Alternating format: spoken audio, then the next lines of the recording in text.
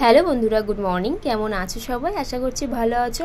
তো দেখো, সকালবেলা উঠে আমার কিছু কাজবাজ কমপ্লিট করে বাসি কাজটা কমপ্লিট করে নিয়েছি। নিয়ে এদিকে দেখো চা বসিয়ে দিয়েছি, আর চা দিয়ে এই ব্লগটা আজকে স্টার্ট করলাম। তো দেখো বাইরে এক নাগাড়ে হচ্ছে বৃষ্টি, এই 2-3 দিন ধরে থামারই কোনো নাম নেই, বৃষ্টি হয়েই যাচ্ছে। তো যাই হোক, তারপরে দেখো একটু বেলার দিকে এসেছিলাম গ্রুপে, তো এখনও কেউ আসেনি বলে আমি এই যে বাইরের দিকে দাঁড়িয়েছিলাম। আর সামনে দেখো কত শাপলা ফুল ফুটেছে, দেখতেও কি দারুণ লাগছে। বর্ষাকাল যেহেতু, আর জল পেয়ে গাছপালা যেন আরও সবুজ সবুজ লাগছে। তো যাই হোক, তারপরে বাড়ি চলে এসেছিলাম, আর সারাদিন তেমন কিছু করিনি। তো দেখো রাত্রিবেলা এখন এই যে রান্না করছি, আর রান্না আজকে রুটি হচ্ছে আর একটা স্পেশাল তরকারি হচ্ছে। স্পেশাল বললাম কেননা আজকের যে তরকারিটা হবে সেটা আমার হাজব্যান্ডের ভীষণই একটা প্রিয় খাবার আর কি, তো সেই জন্য স্পেশাল, ওর জন্য স্পেশাল। তো এদিকে দেখো রুটিটা আগে আমি করে নিয়েছি, নিয়ে এদিকে তরকারিটা করছি। তরকারিটা হচ্ছে ডাল, আজকে রান্না করব সাম্বার ডাল। আর তো তার জন্য এদিকে দেখো শুকনো লঙ্কা সর্ষে ফোড়ন দিয়েছি, এই সবজিগুলো দিয়ে এবার দেবো আর কি। আর সাম্বার ডাল করতে গেলে যেসব সবজি লাগে সেই সব সবজি আমার কাছে আপাতত ছিল না, তো যে সবজিগুলোই ঘরে ছিল সেগুলো দিয়েই করেছি। তো দেখো সর্ষে শুকনো লঙ্কা ফোড়ন দিয়ে পেঁয়াজটা দিয়ে দিলাম, দিয়ে সবজিটা দিয়ে দিলাম।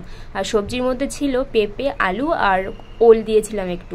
আর সাম্বার ডাল করতে গেলে একটু ভেন্ডি, একটু গাজর, তারপরে হচ্ছে বিনস, কুমড়ো, বেগুন, এইসব সবজি দিয়ে করলে সাম্বার ডালটা খেতে আরও ভালো হয়। তো দেখো, আর এই যে তেলে ফোড়ন দিয়েছি, ওতে একটু হিং কারি পাতা দিলে দেয় আর কি সাম্বারে, তো সেগুলো তো নেই, সেই জন্য দিও নি।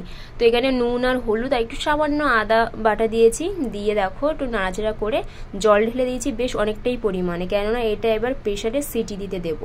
তো আর ডালটা আমি করছি সাম্বার ডাল, বিউলির ডাল নইলে ওই জাতীয় কোনো একটা ডালের নামটা ঠিক আমি বললাম কিনা জানি না, আর কেউ জানলে প্লিজ কোন ডাল দিয়ে করে কমেন্ট করে জানিও।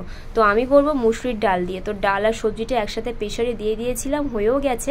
আর ওদিকে আমি সাম্বার মশলাটা 2.5 চামচ মতো জলের মধ্যে গুলে রেখেছি।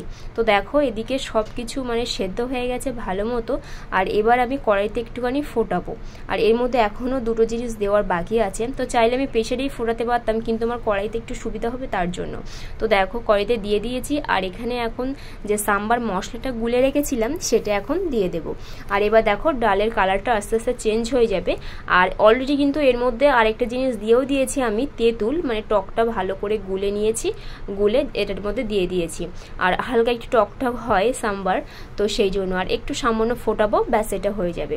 তো চলো আজকের মতো ভিডিওটা এখানেই শেষ করলাম। ভিডিওটা আজকে কেমন লাগলো আর রেসিপিটাও বা কেমন লাগলো কমেন্ট করে জানিও। ভালো লাগলে একটা লাইক করে দিও, আর আমার পাশে থাকার জন্য প্লিজ চ্যানেলটাকে সাবস্ক্রাইব করে দিও। তো আজকের মতো তাহলে এখানেই শেষ করছি, দেখা হবে একটা নতুন ভিডিওর সঙ্গে। ততক্ষণ তোমরা সবাই সুস্থ থেকো, ভালো থেকো। তো আজকের মতো সবাইকে গুড নাইট।